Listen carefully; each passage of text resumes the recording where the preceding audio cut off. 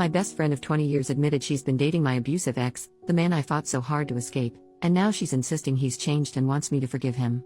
I've tried to write this out for days now, but I keep getting too upset to concentrate, so this might be a bit jumpy. I don't have family in the sense many understand family to be. So I've been pretty much a loner with one exception, my best friend Tammy. We met in middle school and just became joined at the hip. Things changed a bit in college. My parents forced me into a Christian out-of-state college. Tammy applied and got accepted to the other college in the town, so we both went out there and were roommates for 2 of the years before I met my first ever boyfriend. I will call him Trent. I moved in with him the end of junior year, and I don't know when it started happening, but he went from charming and affectionate to controlling. I don't wish to upset anyone, so I will hit the pause button and warn you that below is some of the things he did for me to label him abusive. He would put me down and hint he could find someone better, or that if he cheats, it will be my fault since I wasn't this or that enough. It started to get physical senior year. At first it was him pushing me out of the way if he was walking by and I was in the path for whatever reason, then he would slap me in arguments calling me worthless, a waste of his time and young years, a broken toy no one will love. I didn't have any real self-esteem, so I stayed, thinking I was the problem, and when I called home about it, I was told that the problem was me. I started to make my exit plan the day after I graduated. He had proposed, and I hesitated, and he screamed at me to ask why, then he swung and punched the wall right next to my head. I fell to the floor in fear, and he tried to comfort me and basically forced me into being intimate. When I woke up the next morning, the ring was on my finger, and he forced me again and later called it makeup sex, saying he forgave me for the way I treated him. That is the extremely short explanation, but there are so many stories of him forcing me into bed, laying his hands on me or threatening to unalive me, and more. So, I started to make a plan. I found a shelter in the city nearby. I started hiding things in the trunk of my car. I was in the service industry then, and so I would take more shifts whenever I could and hide my cash tips in a box of tampons in my purse. And I finally was ready and left him, left my phone. I had a new cheap one, and never went back. Tammy knew him and lived near us, but she didn't know about my plan. She messaged me on social media and I told her what happened. All of what happened. So she played dumb when he came around asking where I was, spinning the story that I was suicidal and he is calling the police to find me. He never found me. That was years ago. I am now 36 and Tammy is too. Trent is 38.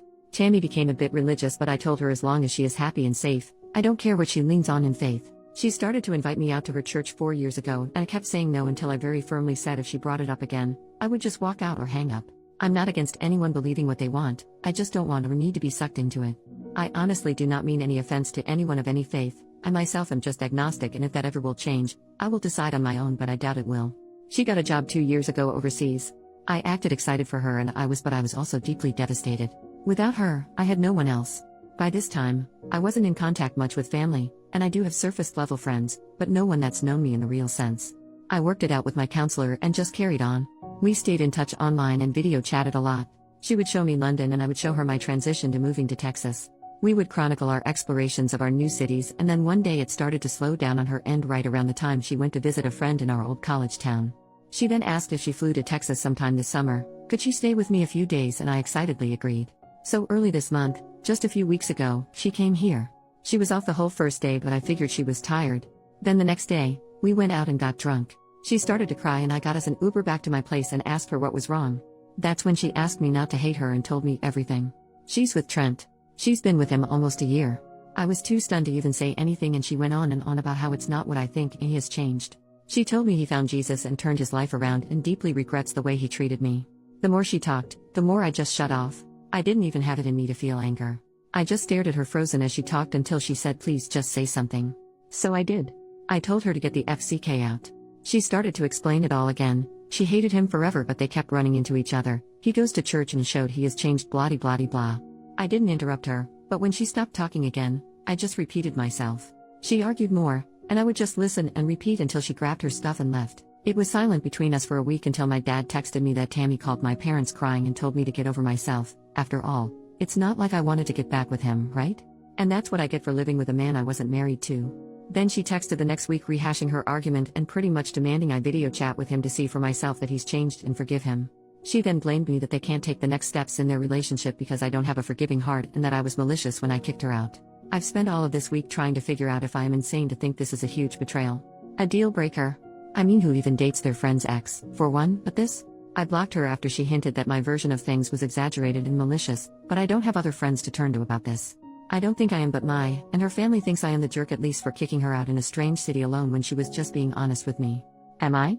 Update 2 months later, posted 2 hours ago. Sorry to everyone who reached out and I haven't responded.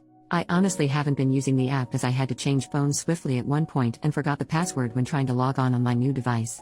It took Trent 2 weeks. I had a full-time job but also a part-time service industry job as a bartender. He showed up at the bar. It's a small bar and one of the regulars, Daisy, is one of the folks I did confide in about Trent and Tammy. When Trent walked in, I happened to be chatting with Daisy and she saw my reaction. She asked what was wrong and I told her that it was Trent.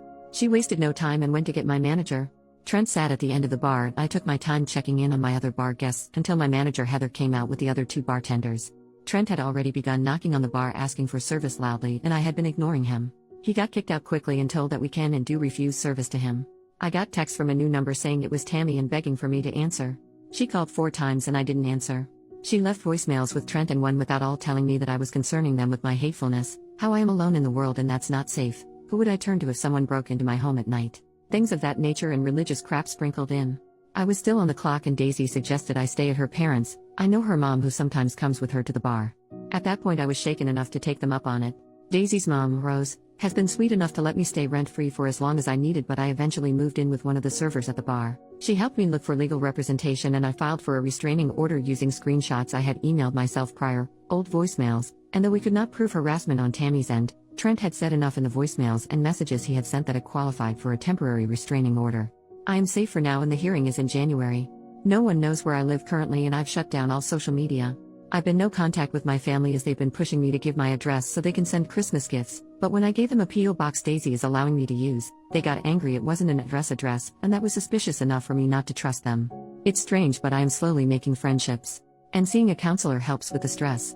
Trent is pretty much blacklisted from the square of bars where my bar is. Word gets around. I've not walked alone a single shift since. And that's my update. Not perfect, but I remembered my password when I was checking my email for any additional stuff to send to my lawyer, and wanted to let every person concerned about me know that I am okay. When this is resolved I will try to update with more detail.